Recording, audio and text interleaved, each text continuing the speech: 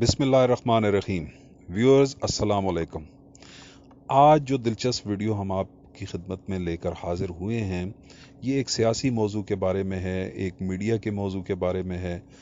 ये एक ऐसी बहस के बारे में है जो वक्तन फ़वक्तन हमारे यहाँ मीडिया में होती रहती है। आज हम इसके ऊपर आपके सामने कुछ गुजारिशात पेश करेंगे।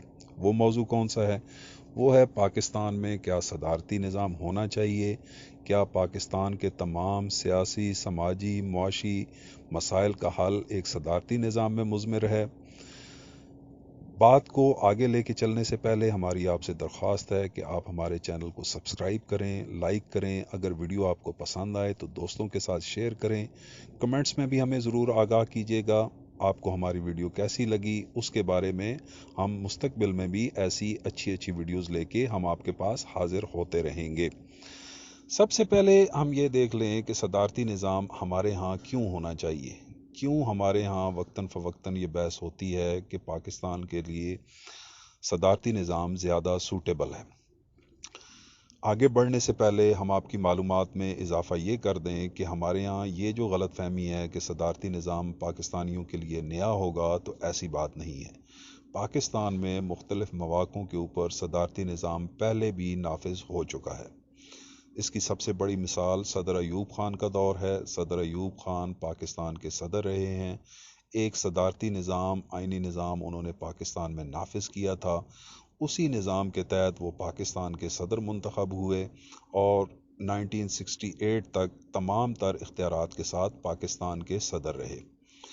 इसके बाद हमारे यहाँ ज़ियाउल हक 1977 में जो मार्शल लॉ के ज़रिए बरसर इक़्तिदार आए, ताहम बाद में एक रेफरेंडम के ज़रिए वो मुल्क के सदर मुंतखब हो गए। 1985 तक वो बिला शिरकत गैर सदर की हैसियत से पाकिस्तान के ऊपर हुक्मरानी करते रहे। 1985 से 88 तक एक नीम पार्लिमानी निज़ाम उन्होंने तश्कील दिया था, जिसमें गैर जमाती इंतखाब की बुनियाद पर एक असम्बली बनी थी, जिसमें मोहम्मद ख़ान जुनेजो पाकिस्तान के प्राइम मिनिस्टर रहे। लेकिन उस वक्त भी इख्तियारात का मंबा और मरकज़ सदर की ज़ात ही थी।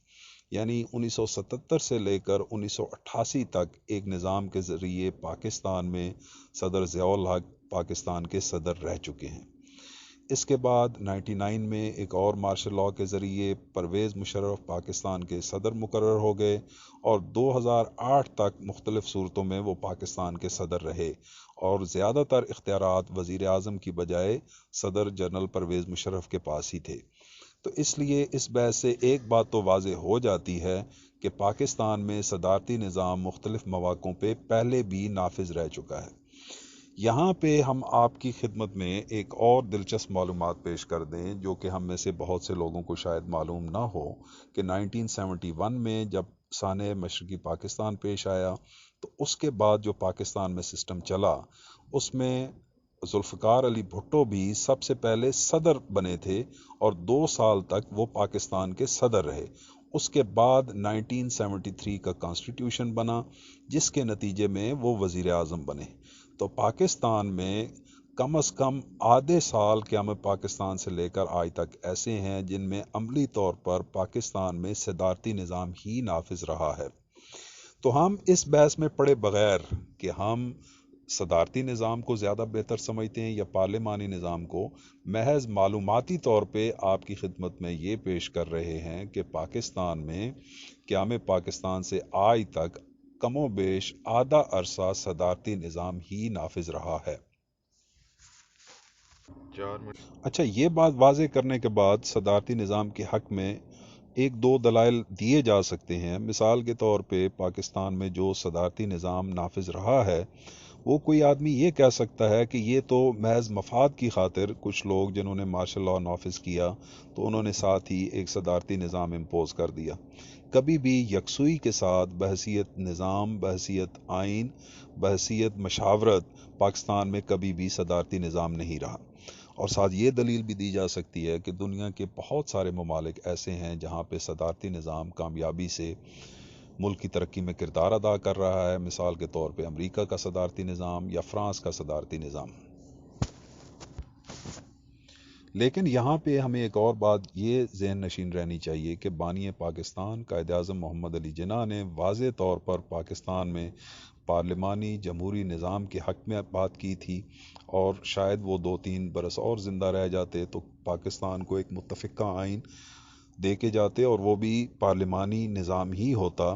اور یہاں پہ پاکستان میں جو برٹش رول رہا ہے 100 سال کے قریب، اس کے بعد قرینِ قیاس ہے کہ پاکستان کو وہی نظام زیادہ سوٹ کرتا ہے۔ اس کی کیا وجوہات ہیں؟ صدارتی نظام میں تمام اختیارات کا منبع صدر کی ذات ہوتی ہے۔ عام طور پہ ہمارے ہاں یہ سمجھا جاتا ہے کہ ایک شخص طاقتور ہوگا، اس کے پاس اختیارات ہوں گے تو وہ زیادہ بہتر پرفارمنس دے سکتا ہے، لیکن یہ ضروری نہیں ہے۔ جس طرح ماضی کی آپ کو مثالیں دے چکے ہیں کہ طاقتور لوگ ملک میں صدر رہے لیکن اس کے باوجود یہ نظام سسٹین نہیں کر سکا۔ اگر انہی سیاسی جماعتوں، انہی لوگوں کے ذریعے دوبارہ سے صدارتی نظام آ بھی جائے تو ہمارے پاس کیا چوائسز ہیں؟ ہمیں یاد رکھنا چاہیے کہ انہی پولیٹیکل پارٹیز کے سربراہان جو کہ وزیر اعظم رہے ہیں یا موجودہ وزیر اعظم ہیں، انہی میں سے کوئی شخص صدر منتخب ہوگا۔ تو اگر ہمارا خیال یہ ہے کہ یہ لوگ بحیثیت وزیر اعظم ملک کو ٹھیک سے نہیں چلا سکے، تو وہی لوگ جب بحیثیت صدر ملک کو چلائیں گے تو ظاہر ہے ان کی پرفارمنس بھی کم و بیش ویسی ہی ہوگی۔ اس کے علاوہ جو بھی ان کی ٹیم بحیثیت وزیر اعظم رہی ہے یعنی وزراء، اگر وہی لوگ جب وہ صدر بنیں گے تو ان کی کابینہ کا حصہ ہوں گے تو پھر ملکی معاملات کیسے چلیں گے؟ یعنی آپ کو اچھا لگے یا برا لگے، جس بھی آپ پارٹی کے حمایتی ہیں، یہ بات ذہن میں رکھنے کی ہے کہ جیسے ملکی نظام پہلے چل رہا ہے کم و بیش ایسا ہی چلے گا۔ تو اس سلسلے میں ہماری رائے یہی ہوگی کہ یہ نظام امپورٹنٹ نہیں ہے، یہ شخصیات کے اختلافات ہیں۔ اگر آپ نے پرفارمنس بہتر کرنی ہے تو شخصیات میں بہتری کی ضرورت ہوگی۔ نظام آپ کوئی بھی رکھیں گے تو وہی شخصیات وہاں سے آئیں گی۔ اور سب سے اہم بات یہ ہے کہ پارلیمانی نظام پاکستان، انڈیا جیسے ممالک میں کیوں ضروری ہے؟ اس کی وجہ یہ ہے کہ ہمارے یہاں مختلف قومیتیں پائی جاتی ہیں۔ مثال کے طور پہ سندھی ہیں، بلوچی ہیں، پٹھان ہیں، پنجابی ہیں، سرائکی ہیں، جن کی اپنی اپنی زبانیں ہیں، اپنا اپنا کلچر ہے، اپنا اپنا بیک گراؤنڈ ہے۔ تو پارلیمانی نظام کے اندر سب کی سے کچھ نہ کچھ موجود ہوتی ہے آپ کے نظام کے اندر۔ وزیر اعظم جو بھی بنتا ہے اس نے ہر جگہ سے ووٹ لیے ہوتے ہیں، یا ہر جگہ کے ایم این ایز مختلف صوبوں کے، مختلف قومیتوں کے اس کے ساتھ ہوتے ہیں۔ اس کے برعکس مثال کے طور پہ ایک شخص صدر منتخب ہوتا ہے، وہ محض پنجاب سے منتخب ہو جاتا ہے تو طاقت کا سارا توازن ایک صوبے میں آ جاتا ہے۔ باقی صوبے جہاں پہ پہلے ہی بہت ساری محرومی بھی ہے، لوگوں کے بہت سارے تحفظات بھی ہیں، تو مختلف قومیتوں والا ملک بہت مشکل سے ابزارب کرے گا ان چیزوں کو، ان الزامات کو یا ان تحفظات کو جو کہ چھوٹی قومیتوں کو آلریڈی ہیں پاکستان کے نظام کے اندر بڑے صوبوں سے۔ تو اس لیے یہ چیز ہمیں ذہن میں رکھنی چاہیے کہ صدارتی نظام ہمارے مسائل کا حل نہیں ہے۔ تاہم اس میں ہر شخص کی مختلف رائے ہو سکتی ہے۔ اس سلسلے میں اگر آپ بھی اپنی رائے دینا چاہیں تو ہمیں کمنٹس میں ضرور مینشن کیجیے۔ اپنی ویڈیوز کے اندر مستقبل میں بھی ہم یہ بحث جاری رکھ سکتے ہیں کہ صدارتی اور پارلیمانی نظام میں سے کون سا نظام پاکستان کو زیادہ سوٹ کرتا ہے۔ اگر آپ کو ویڈیو پسند آئے تو اس کو لائک کیجیے، شیئر کیجیے، ہمارے چینل کو سبسکرائب کیجیے۔ مستقبل میں بھی ایسی انفارمیٹو ویڈیوز لے کے ہم آپ کے پاس حاضر ہوتے رہیں گے۔ بہت شکریہ۔